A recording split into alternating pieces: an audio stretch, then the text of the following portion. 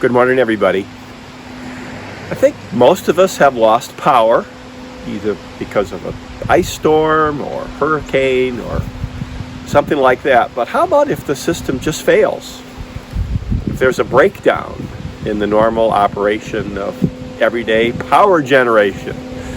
Well, that happened on this date, November 9 in 1965, when one thing led to another, starting up at Niagara Falls, and the Northeast Blackout happened, stretching from New York City through New England up into Canada.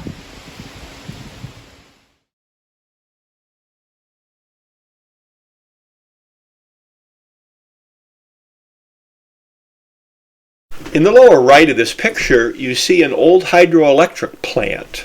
This is on the Niagara River, and that water was first used in the late 1800s to turn turbines. And this was important because in the country as a whole, particularly after World War II, the growth of electricity was quite dramatic, as you can see from this graph. So in the years after World War II, a power grid was sort of set up in our country. Here's a map of it, but note all the different colors. So there are lots of different utilities of different sizes tied together.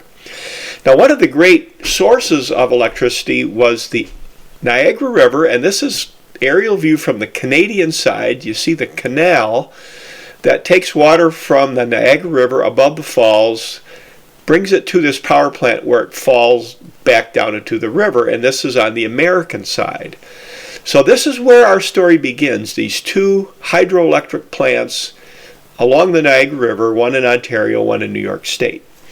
While the weather was colder than normal on November 9, 1965, demands were up, and a relay that had been set too low tripped on the Canadian side, and one thing led to another, the cascading effect of overloaded relays, and from 5:15 to about 5:30 p.m., power went out in that red area that you see on the map.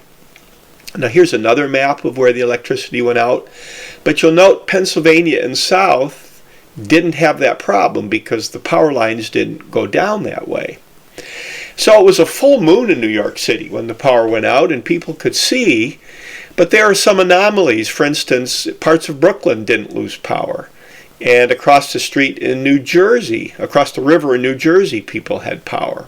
So within the metro New York area and other parts of the Northeast, there were spots of electricity. Now, the New York Times, for instance, went across the river to Newark to print this paper because there was electricity in Newark. A 10-page issue. Well, the power went out around rush hour, and traffic was just a mess. The police had extra people working. The National Guard was called up. Civilians themselves tried to help direct traffic, but it was just a nightmare. And what about the people who were suddenly trapped, either on elevators or in hotels or just on the street? People found any place they could to crash. This is in one of the train stations in New York City. And they did that until the power went on the next morning.